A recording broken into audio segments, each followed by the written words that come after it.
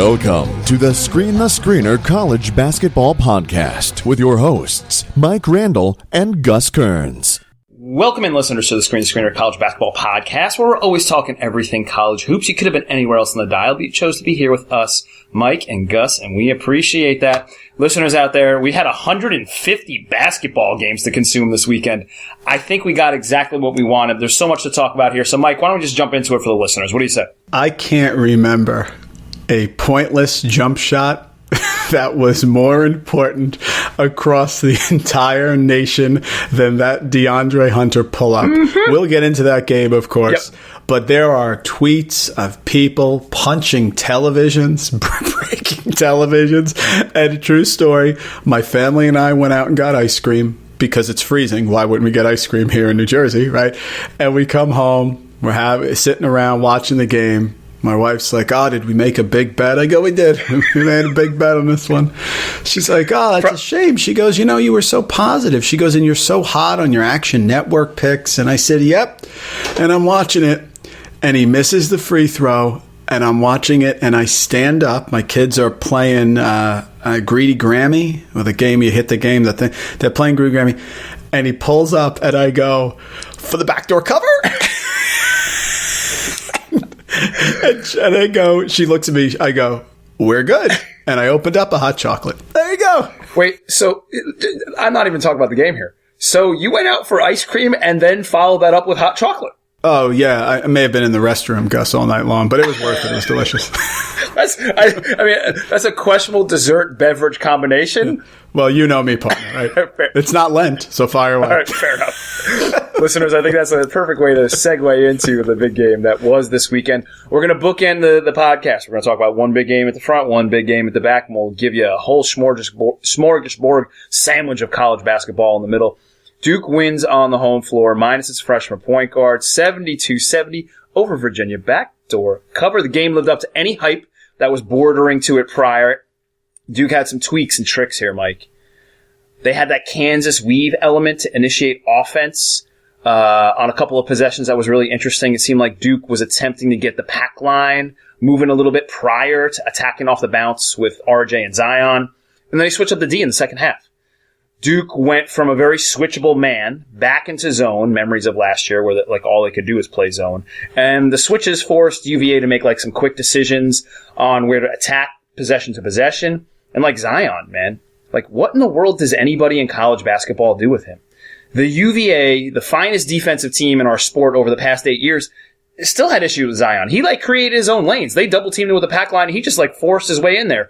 Clogged up drives in the first half, but in second half, he found more alleys, avenues, openings, and had an efficient 27-9 in the game. Mike, what did you see? What were your takeaways here besides that sweet backdoor cover?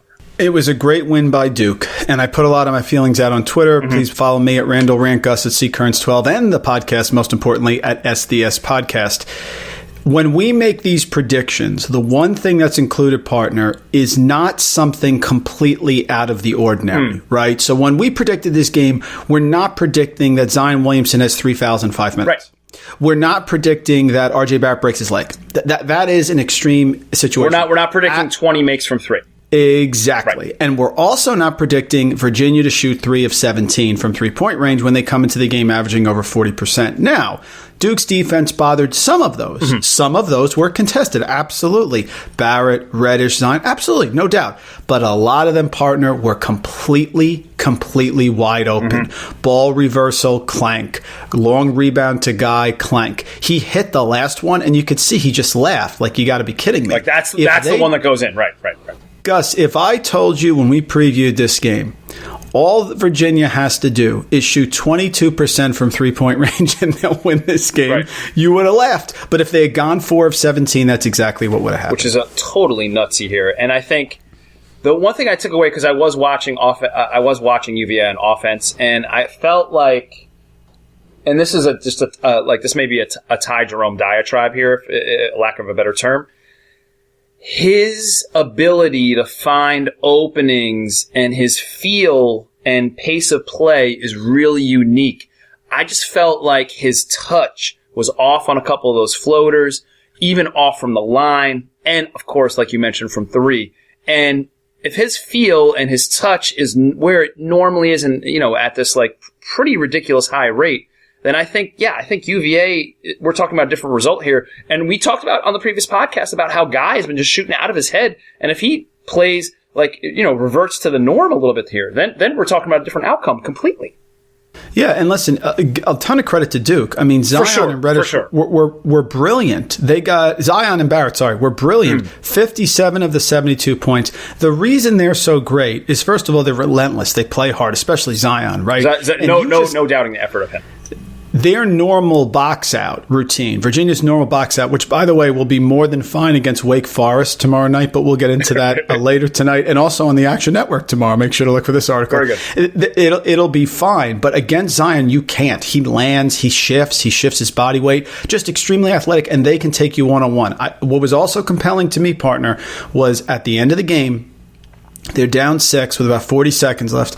Ty Jerome is zigzagging up the court like you and I used to zigzag before the games in the layup lines in high school. You and I mean, the problem is they don't have a player who can just get to the basket. Like if Duke is losing, RJ Barrett is going to catch the ball. He's going to make a beeline to the basket, and he's going to get some sort of mid-range jump shot up.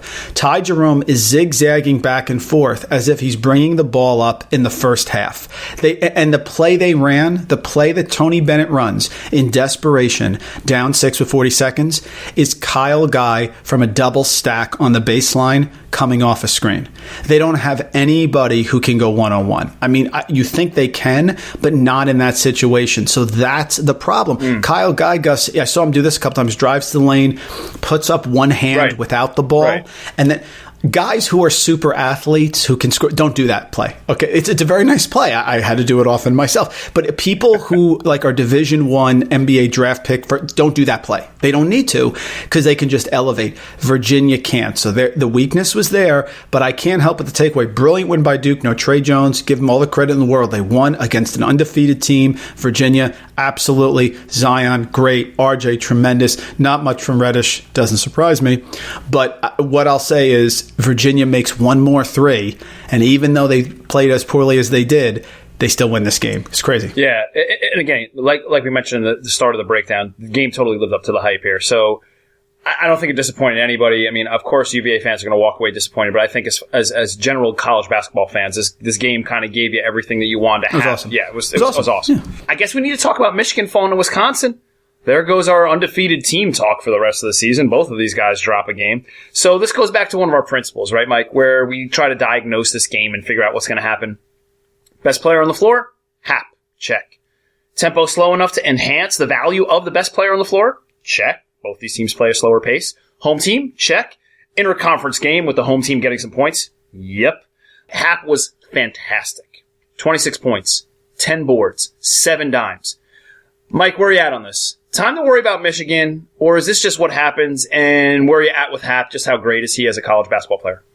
We talked about this on the patron-only podcast, and folks, again, if you want more Screen the Screener, we give which we say is 20 minutes and ends up being 45 minutes every week, video log for the patrons where we break down the weekend game.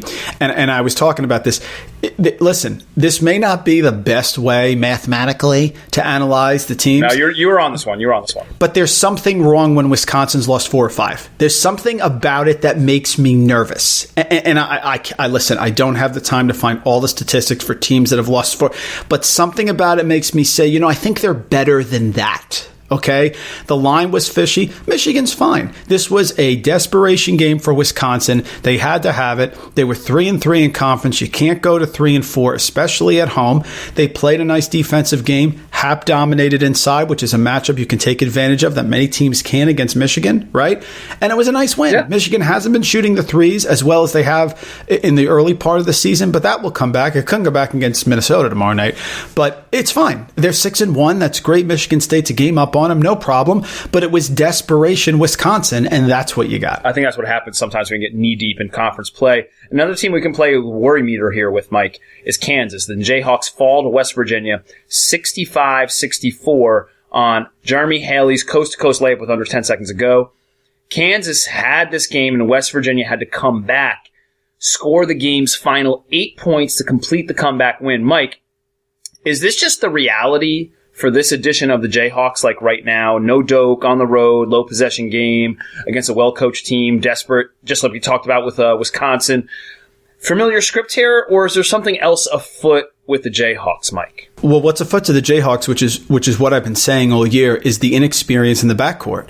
And now they don't have a center. I will say, if Konate played, I would have been all over this game. Correct. All over it, because I would have said they can match them up front, and I don't think the guards, Quentin Grimes, okay. Right. I don't think the guards can do enough to beat West Virginia. But without Konate, Gus, I never thought they'd win this game. Never thought it would happen. But it shows. Right now we have 4 teams partner, Texas Tech, Kansas State, Iowa State, and Kansas, all at 4-2 in the Big 12. Loaded. And right now Iowa State is giving them all they can handle. Iowa State right now is up 53-47. We are taping this right now with 12 minutes left in the fog. That is a huge game. If they don't get this game, here's why. They don't get this game. They are now 2 games behind Iowa State because Iowa State's beaten them twice. Kansas State plays Texas Tech tomorrow. So one of those teams is going to go to 5-2. Right. Now it's a little frisky. And it's a shame, Gus. I'll say it last time. Jalen Fisher doesn't get hurt. TCU can be right there. Totally. They had a nice, valiant effort at Kansas State, but they're just way too hurt. Yes, I think Self will get it right, but they have a very inexperienced backcourt, and now they don't have Azubuike inside. It's a problem. I think it's a definite problem, and I think as much as you want to rely on Lawson and his greatness, second in the league in scoring, and his diversity on the offensive end as far as his like craftiness and trickiness in the post with all of his moves and all of his like offensive options, I'm with you. I think that if you're going to take a look at Iowa State and Kansas, even the game that we're kind of like peeking at as we're recording right now, we're looking at a lot of NBA talent, like we talked about with. When we talked about Kevin Connors on the interview with Iowa State. So, yeah, I think it's going to get tricky. I don't think the trickiness is going to go anywhere. And by the way, the Big 12 is not going to disappoint. I think it's going to be crowded like this all year, and it's going to be unbelievable to follow as college basketball fans. Here's the issue, Gus. Right now, live, Dedrick Lawson, 22 points, playing great. Awesome. Rest of the team: Garrett 6, Vic 7, Dotson 6, Grimes. Go ahead. 0. Charlie Moore 0. I mean, this is my very pedestrian. Right, like cast. Devin Dotson is so far removed from Frank Mason and Devontae Graham, and Quentin Grimes is on the side of Milk Carton, and LeGerald Vick is LeGerald Vick. Lawson is great, absolutely, but Iowa State's doing what they do. Gus, right now they're 9-21 from 3-point range. That's 43% in the fog. That's a problem. That's what they do. Those guys can shoot the ball. Hey, Mike, our new number 1 team in the nation is Tennessee. And they hold on against on the road against, as you like to say, a very talented Alabama team. 71-68. I just want to throw that out there. That's hilarious. Listen, the Vols need to rally here a little bit. And again, we've been tripped up on the familiar trend here, Mike, with top teams having an honest issue operating as road favorites. But, the Vols didn't get tripped up here. Grant Williams continues his charge to repeat as SEC Player of the Year with 21 points. Mike, you cool with Tennessee grabbing the number 1 spot? First time that they've done that since the Chris Lofton team and Coach Pearl? Yeah, this was my thought. Again, and this goes back to what I was going off about Nevada. We'll talk about Nevada later. Okay. But, there are very few teams, partner, that can win every single conference home game by 20-plus points. Right. I mean, that's really hard to do. And Tennessee was doing it so much. And so you get to a point where you say, like, at some point, they're going to get tripped up. Could it happen here? Yeah. I thought I didn't think they would lose. I did not think that. Let's be clear. Right. But I thought Alabama, yes, had enough talent. I mean, this is a team that blew out Georgia by 46, Tennessee. Right. Then they go to Missouri. They win by 24. Then they play Florida at Florida, win by 11. Arkansas at home by 19. I mean, at some point, I'm like, they're not going to win. They're not that much. Who is? Is anyone that much? Duke almost loses at Florida State. Are they that much better? They lose at home to Syracuse? No. So, yeah, I liked Alabama because I think they do have talent. I was laughing at the phrase. I wouldn't say, maybe I was a little much with so much talent, right. But Kira Lewis is tremendous, good. Right? What is he, 12 years old? Okay. Kira Lewis is tremendous. John Petty can get hot. Right. That is possible. Donta Hall's a big guy inside. He's a solid SEC player, right? 11-9, absolutely. Give or take. Yep. And all you needed was like Dazon Ingram to have a game or Tevin Mack to have a game, and bang, there's a 10-point loss. Like that's what I was saying. Like, but no, I'm not worried about Tennessee. I think Tennessee is incredibly solid. A win is a win at home, unless this was the way they played every single game. Nevada, this is a win, right? I agree, and you're going to have one of these. And we just ran down like how many teams had trouble. Guess what? They didn't get tripped up. So kudos to them. Yeah, they didn't get tripped up, right. And speaking of getting tripped up, hello, Big 12, trip hazard specialists, Baylor. They trip up and trap Texas Tech 73-62. Look, Frosh, Jared Butler is starting to figure this thing out in the backcourt with Makai Mason, Ivy represent there. Butler's averaging 16 points and 4 assists over his last 3 games for the Bears, 2 of those wins. And when your stud has some warts in a low possession game, this exact thing might happen. And Culver had 7 turnovers here. So the stud, he played well otherwise, but the 7 turnovers in a low possession game are a killer. Throw in only 5 made threes with 17 total turnovers for the Red Raiders. And they might have just lost to anybody, not just Baylor. Baylor's 3-2 thus far in conference, and they're going to be hazardous for anybody moving forward, Mike. What's your takeaway with Baylor and Texas Tech? Yeah, I was a little bit surprised about this one because the Bears trip up Texas Tech, and by the way, they are destroying West Virginia in West Virginia right now, which tells you something about Kansas. But when Tristan Clark went out with the season-ending knee surgery, I'm like, even Scott Drew, who does a tremendous job, I did not think he could keep this together, but he has. This team is not good, guys. They're not good. Tonight, they're coming out, they're playing man against West Virginia, right? That's got to throw them off. Which is like nothing that speaks to Baylor at all. Right. He's coaching very, very well. No Tristan Clark. They're up 15 right now in West Virginia. Great win. I will tell you this. Jared Culver's not quite there. Let's take it down a notch with Jared Culver. I've seen a little. So he's not. He shouldn't be number 3 on anybody's board. No. Then throw the board out. Okay. I like Jared Culver. I'm very, very excited about him. He had a good start to the year, but like it's about the hold, right? Remember Seinfeld with the reservation? Anybody can take a reservation. Anybody can have a good couple games. Okay? But you got to be able to maintain it. Okay. And I'm not seeing it. And by the way, again, I do 2 games for the Action Network, Gus. I almost pulled the trigger on Kansas State against Texas Tech tomorrow. That would mean 3 Big 12 losses for Texas Tech in a row. And that's the only thing, call it the Wisconsin corollary. Sure. Okay. That's the only thing that made me say, well, slow down. Slow down, baby. Take it easy. But I think Kansas State's winning that game because with Dean Wade, that is a better offensive team. And Jared Culver's going to have to play out of his mind. And I haven't seen it lately. That's why. Okay. Mike, we'll partner the next 2 games together because they played each other this evening. So Virginia Tech is wins over Wake Forest, 87-71, and then UNC wins over Miami. The contest followed the formula right here, Mike. And then UNC and Virginia Tech match up on Monday night, and it was just it was ugly. You expected Virginia Tech to come out in effort. You expected Virginia Tech to come out and maybe match their bigs with Blackshear or something like that, or at least shot make. And it got ugly early, and it stayed ugly. So, Mike, even with the wins over the weekend for both the teams, where are you at with Virginia Tech and UNC after their, UNC's kind of demolition of Virginia Tech on Monday night? Yeah, call this the Mike Barber corollary. A lot of corollaries going on tonight, guys. Okay. Mike Barber said something that I thought was very, very important, which is why when I thought this game through, and again, the lines come out quickly. We don't have a week like in the NFL to think about it. When I thought about it, I said, yeah, that's a good point. He said Virginia Tech looked tired against Virginia. He said the fact that Buzz Williams pushes you real hard like this and gets on top of you is eventually going to wear them out. And this is not a deep team in Virginia Tech that is going to North Carolina at home. A Carolina team that you correctly pointed out has all the parts. You really nailed the pick against Miami. Miami just didn't have it. They eventually pulled away. Right. That game really wasn't that close in the second half, as the final score indicated. But Virginia Tech gets tired. There's a lot of effort. They're going to be big at home. They're going to be tough at home. Absolutely. But on the road against Carolina, it's a matter of time. I could just see old Roy sitting there with his little sneakers on going, I'm going to run you. I'm going to run you. You're going to break. You're going to break. And Virginia Tech got off to a hot start, right? They were up 8 points, 10 points. And then the 20-0 North Carolina run, which was cool to see the graphic on ESPN, the line just go straight up in the air.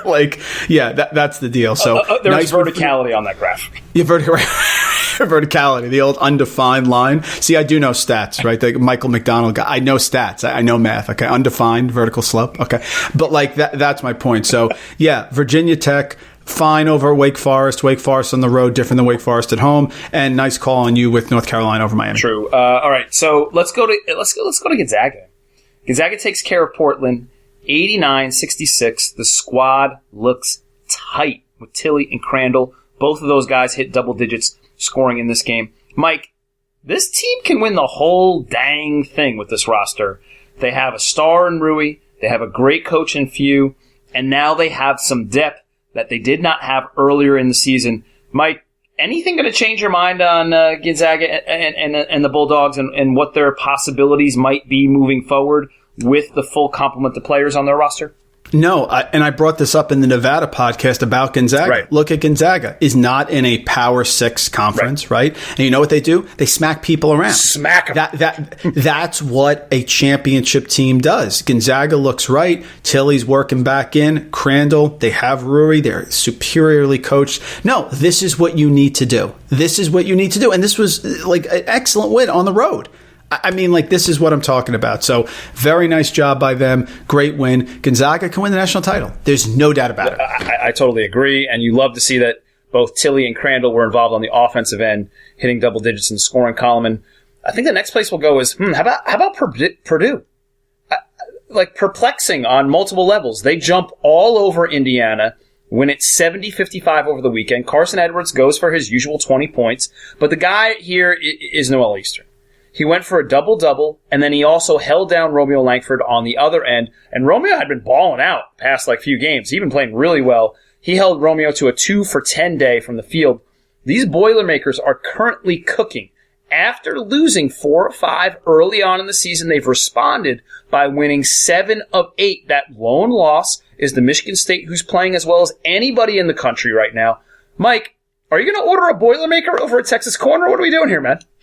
Yeah, I know. Seriously, and your Texas Corner is spectacular. I may just sit there and read all your Texas Corners every week. Yes, great job by Noel Eastern. You know, Carson Edwards is great. The guy, there's very few guys, Gus, that I've seen over the last few years that make me go, wait a minute. You know, somebody who does something on the court that makes you go, whoa, this could change everything. That guy, for me, is freshman Trevion Williams. I saw him against Michigan State, and they got blown out in that Michigan State game, but that's why you watch the games, partner. Trevion Williams played very well in that game. He had 13 points and 12 rebounds, and I remember going, hold on a second. Trevion Williams, 13 points and 12 rebounds against the Spartans? On the road? Really? I've watched him since then. He changes the game for them. He allows everyone else. Harms doesn't have to be that guy. He's 6'9", 280. He can be that guy. He had 16 and 13 against Rutgers in the blowout. He only played 13 minutes, but he was 3 for 3 from the field, 4 rebounds, 2 blocks, 8 points. He's a fan favorite, and he makes everybody else, partner, go back to a normal position. So Noel Eastern, tremendous job. I agree with everything you just said.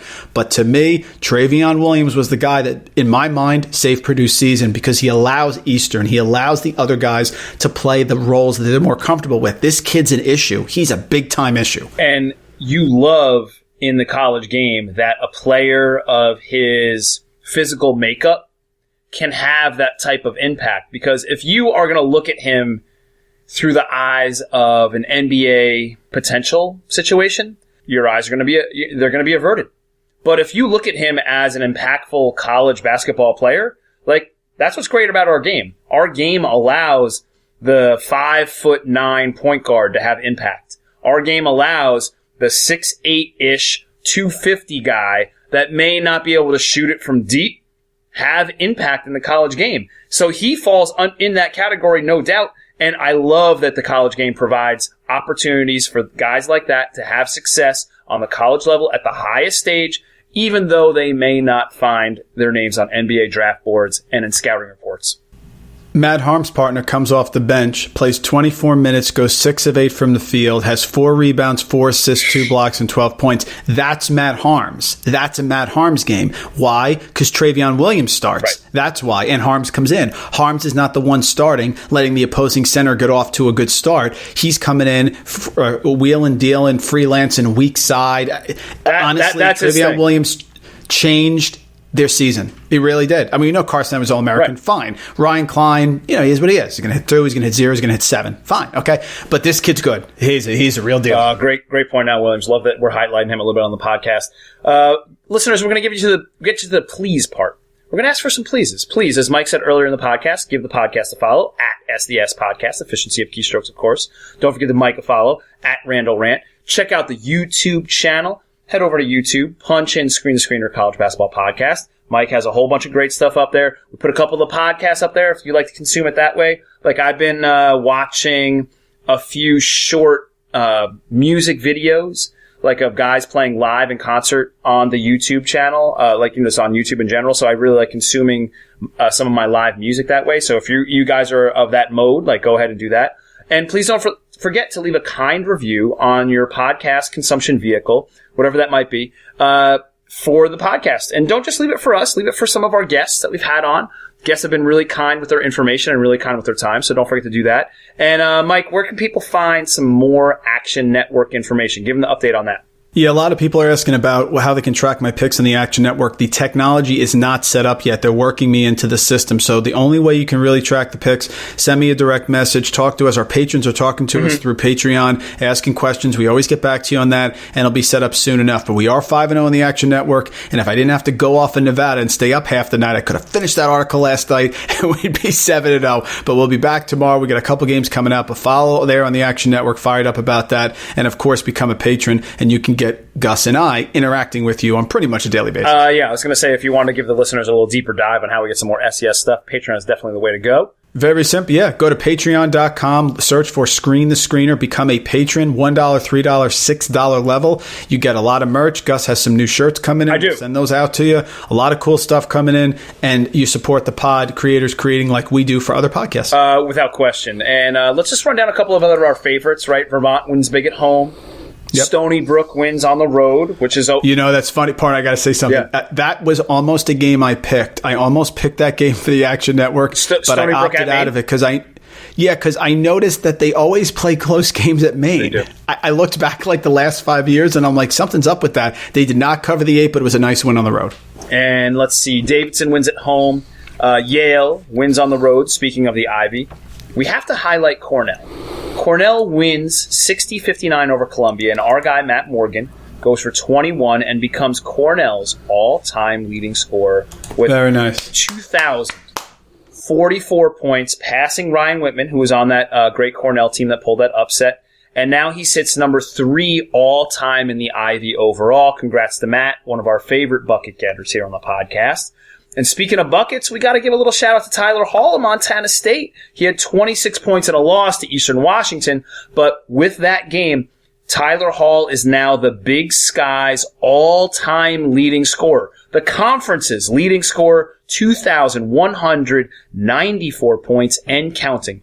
Listen, Hall is just one of the best shooters in our game, and he's dangerous from anywhere. He's a career 40% three-point shooter. So congrats to both of those bucket getters. Mike, who do you want on the wing with you to stretch the floor? Do you want Morgan or do you want Hall? I'm a Hall guy. We love Montana here. That was a nice win over Idaho there. Rory had 4 made 3-pointers, which is huge for them. And that's a nice Big Sky competition. You have Northern Colorado at 5-2. Yep. You have Montana 5-2. Weber State at 6-1. So teams are bunched up there. That's a very nice under the radar. If you're really a college basketball junkie, you appreciate it. Big Sky race. Yeah, I think the Bobcats have been playing well in conference, and you want to see them get a couple more wins so they can kind of keep close with some of the other teams you just mentioned. And they have a ton of guards. I mean, we mentioned this on the podcast before. Throw Hall into that conversation. You mentioned Rory Davis from the other UNC is fantastic. So there's a lot of talent, underrated talent there for sure.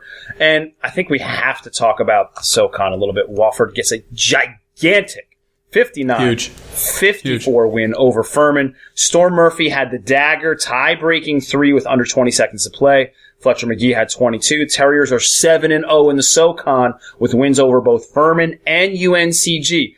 Mike, we were on this team, Tom Henson, in the preseason. He told us how good this team was.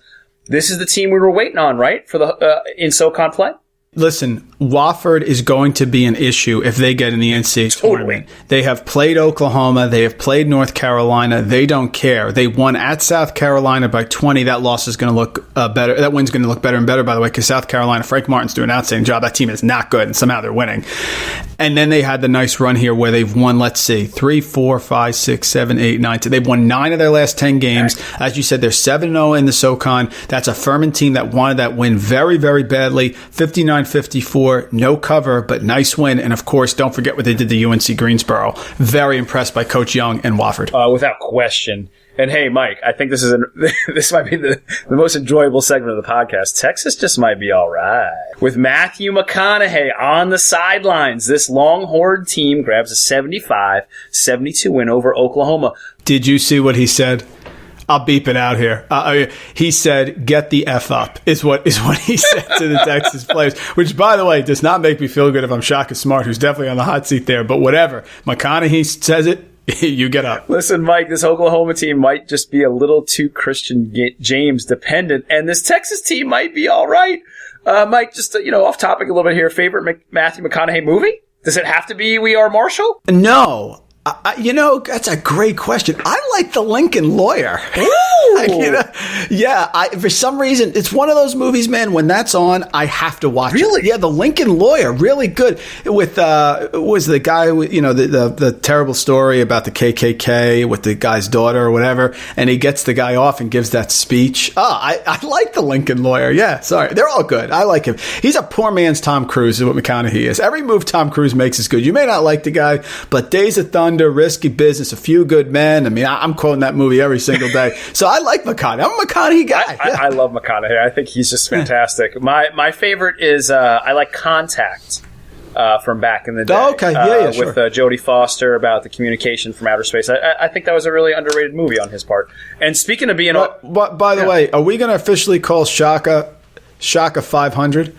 I mean, he's 51-51 coming in this year. He's 3-3 in conference this year. I mean, Shaka's like even Steve. You know what he's doing? He's keeping it 500. Yeah, very funny. He's keeping it 500, but he's going to be looking for a job soon because they're not going to take 500. Now McConaughey's got to tell your players to stand the F up. Okay, that's the problem. I love that McConaughey had influence on the game. By the way, did you see how'd this guy get down? Did you see his suit? His suit was fantastic. Yeah, it was. Burnt orange is great. Speaking of being all right, we have to mention Ja, right? 40 points, 10 assists, 5 steals. The dude is just insane in the best possible way that you could be insane. Mike, do you need a Ja moment here? Is this the spot where we just give him a little love? Stop cupping dunks. He's not just dunking, he's cupping. He's at the point when he's on a fast break, you've got to stop what you're doing and watch. Because he may do something. He's cupping. I'm waiting for him to hold the ball like back by his waist, down on the sideline baseline dunk.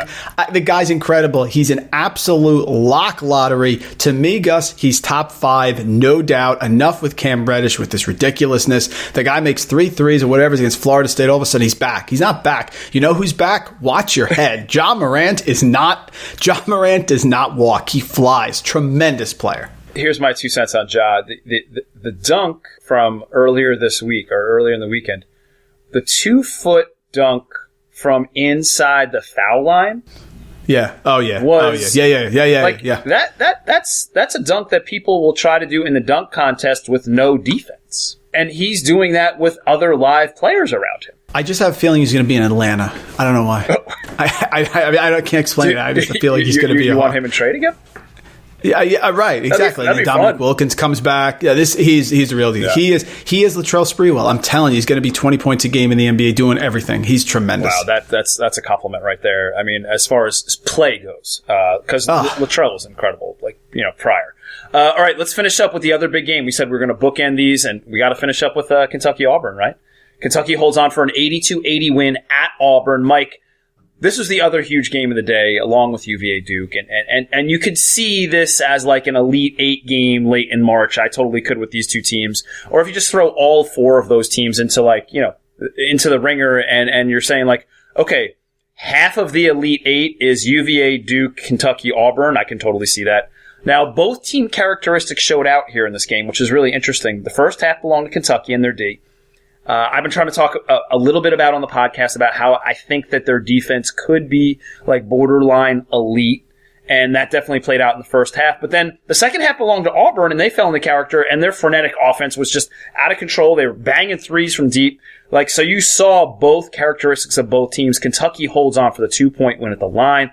Mike, is this a buy both teams type of game? Where are you at with both Auburn and Kentucky? And are you just like, okay, this is the type of game that they were going to play, and this was another incredible game that lived up to the hype? Well, I'm come away with just uber impressed with Kentucky. Calipari coaches. He really does. And I don't think he gets enough credit that he deserves, because he really does an excellent job at developing these kids. Ashton Hagans was the difference. He's a pain. He was up in everybody's face. He's disrupting things. He only had 6 points there, but he had 7 rebounds, 6 assists, just an absolute total pain on the ball, and he disrupts everything else. Keldon Johnson with 20, Tyler Hero 3 of 6. That's a 3-point shooter. PJ Washington did his solid third option, 13 and 7, which is great. Reed Travis wasn't soft for a game. It's great. My thing with Auburn is I'm worried about them on the road. Man, I've seen Kentucky win on the road. Now, they dominated this game. You had this game nailed, too, by the way. They were up 35-27. They were dominating by 10 points. Yeah, the Furies come back by Auburn, but that's not the totality of the game part. And the totality of the game is that Kentucky dominated this game. You want to look at Auburn so far. They go to North Carolina State. They lose by 7. They go to Mississippi. They lose by 15. They won at Texas A&M. Congratulations. That's great. And then they lose at home to Kentucky. That is not an impressive slate to me. But look at Kentucky's slate now. After the first game against Duke, throw that game out the window. Now we're talking about 13-2 the rest of the way. Yeah, they lost to Seton Hall, one of the enigmas of the year. Okay, swept by DePaul. Did you see that tweet I put out? By the way, teams that DePaul has. It was fantastic. The list was perfectly short. Has swept. And you know what's funny? Those great stats, man. You know what? You in your head you go. Wait a second. How many teams has DePaul swept? And then you look it up, and you're like a kid on Christmas, and you're like, they've only swept Seton Hall. You're like, it could be. Yes. I think I had to go back to South Florida to find another team, like back in 2010. Anyway, they beat North Carolina on neutral court. They spanked Utah at home. That's not an easy game. They spanked them. They beat Louisville. They handled them away. That's a big win. They beat Vanderbilt at home. Vanderbilt's always a pain. They destroyed Georgia. They beat Auburn. They pretty much destroyed them. I love Kentucky. Very impressed with Kentucky. I will tell you this. I'm a little scared of Ben Howland. But I'm going to go with Kentucky tomorrow. Right now it's about 6, give or take.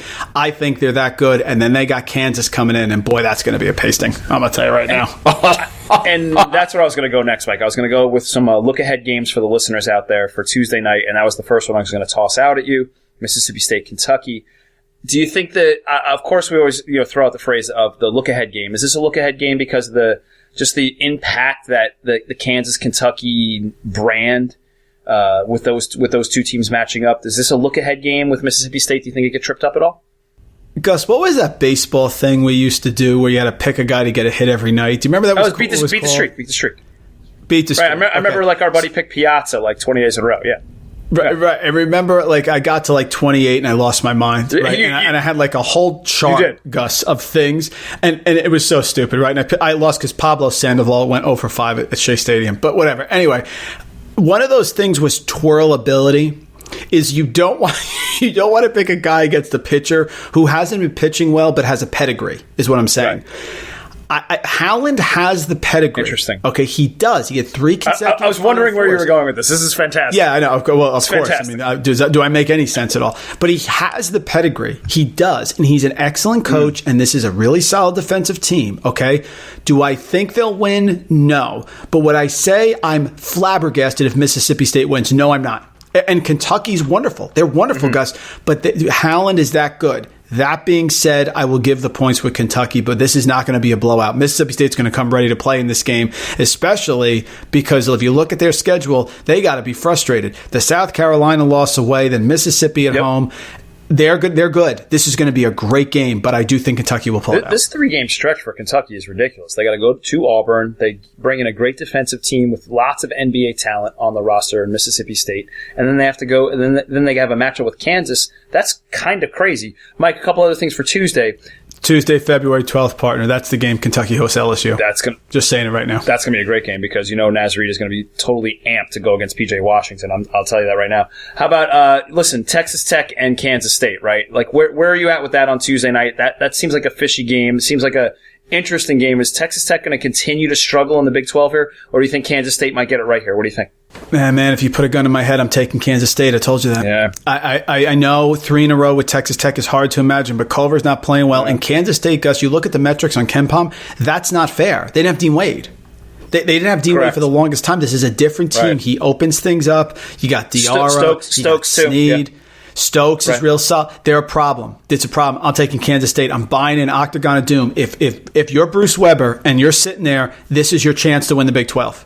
You treaded water until Wade came back, and now you got a chance. They win this game. That means they beat some tough teams in a row. I'm buying Kansas State, man. I think they're going to win this game. I think they're actually favored by 1. Yeah, if that's a pick'em game, you have to roll with the whole team, home team there, no doubt. Mike, is Villanova going to run into another trip up like they have in the past with Butler over at Hinkle? Because the Big East is a grind. We know it is. Villanova ranked, Butler unranked, but they're heading to Hinkle. What's your feel on Villanova-Butler real fast? I saw a stat about Butler St. John's, and that St. John's in the Chris Mullin era, I saw this way too late to put it out, something like they had lost by an average of 22 points per game in Butler. So I do believe, partner, in these locational problems. I do. And so, yes, I'm going to take Butler in this game. Even though I've been very critical of Butler, I'm buying into this. I'm struggling there. On the flip side, St. John's had never won at Villanova in the Jay Wright era. Right. Okay, same thing. I think they're going through a rough time right now. I'll take Butler in that game. I don't know what the spread's going to be. It'll be interesting. But yeah, I think Butler's going to win. Mike, I don't know. You don't need to tell us who's going to win this game or where this game is going to go. But what do you think is going to happen? What do you think is going to go down? What do you think the vibe is going to be when Duke plays Pitt and all of those guys that Coach Capel helped bring to Duke for their, this unbelievable freshman class that they have are going to play the guy that brought them in as a head coach on the opposite sideline. So what's your feel on the vibe that's going to go down with, with Duke heading to Pitt?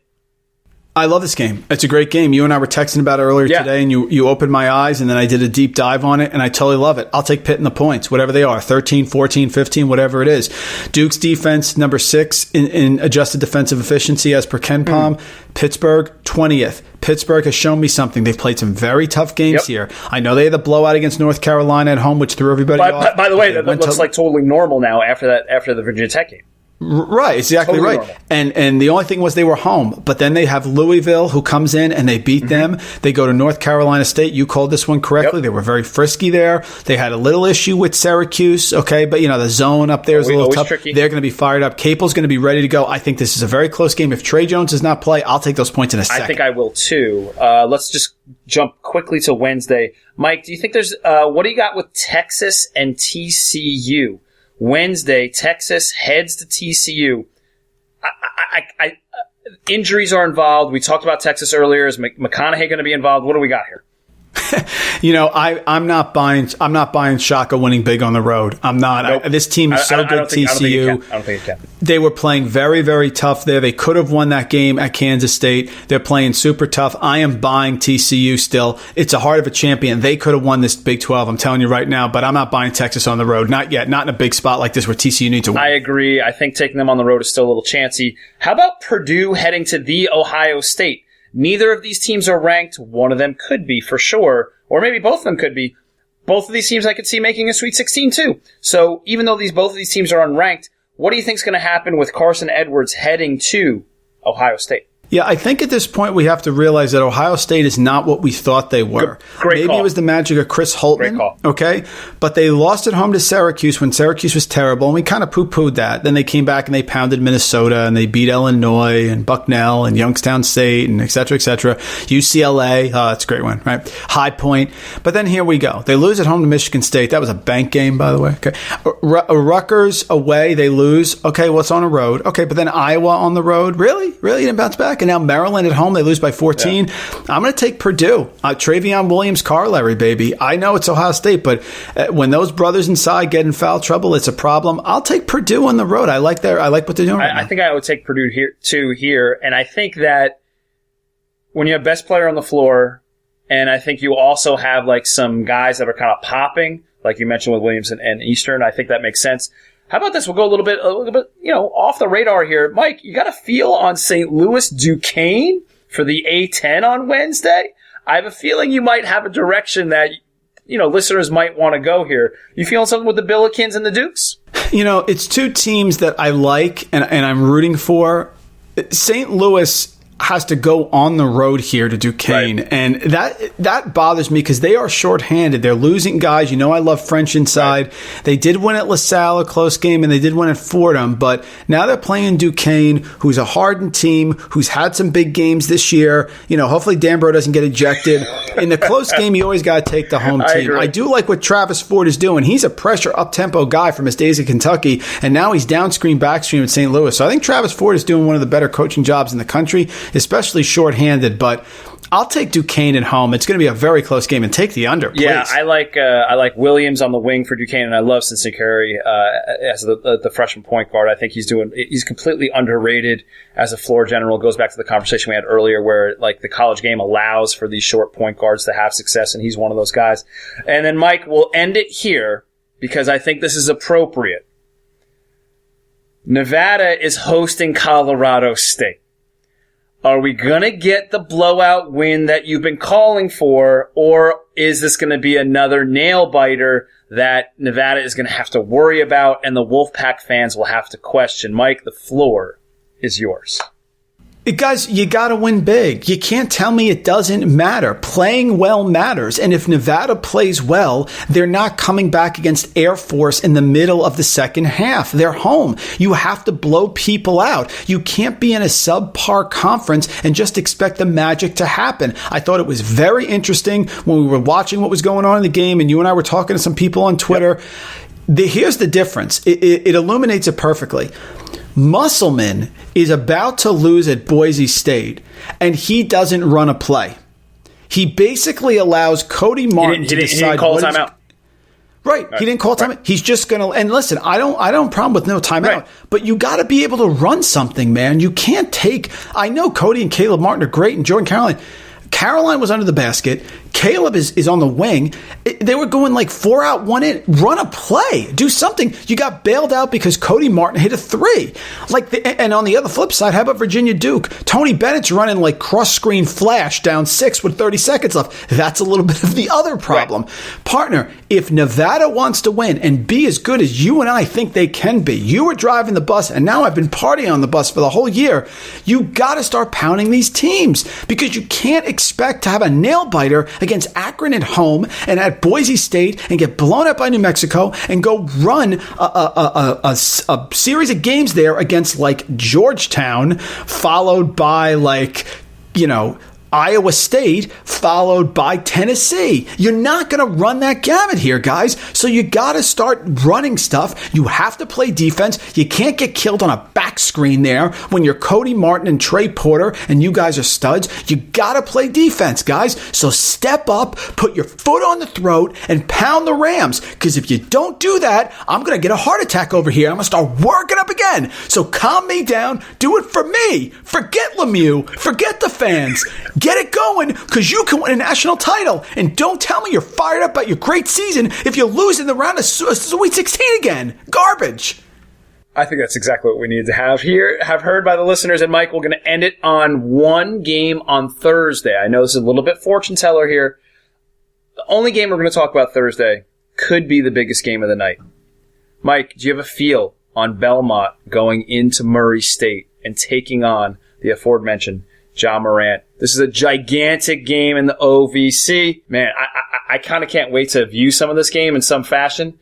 Do you have a feel one way or the other? Is it going to be Ja just like doing everything, or is the efficient offense that Belmont runs going to give the Racers a little bit of an issue? I'm going with Ja, partner. I'm staying with Ja. I love Murray State. I love them even more at home. I understand what Belmont's doing here, but they're going to be favored by about 9 points. And that Belmont defense, they don't turn you over. So Ja's going to get very comfortable. Yep. Murray State is great against the 3, only allowing 27% from 3. That's 8th in the country. It's a huge stat in this game. That's a gigantic stat. Gigantic stat. Give me Murray State. Ja is best in the big games, man. He played well against Alabama. He had some big games. I'll take Murray State. Yeah, I think if you're going to look at a big game, this is the biggest game that they're going to have in conference. And these two teams hopefully are going to meet in the conference title game. And you hope you get to revisit this game with one more time. But that's the game for Thursday for sure. Mike, what else we got for the listeners out there? Anything else? Yeah, we got Kansas up 78-76 with 7 seconds left. They're going to be inbounding the ball, so you got to assume Kansas is going to win. But either way, they're going to cover the 5, partner. Cha-ching. I felt like this was an easy one, right? With Iowa State covering, no? Yes, sir. Okay, very good. Listeners, thank you so much for letting us join you on this college basketball adventure that is the Screen the Screener College Basketball Podcast. We'll catch up with you guys before you know it. Cilantro, God Salacia, Arigato. Cheers.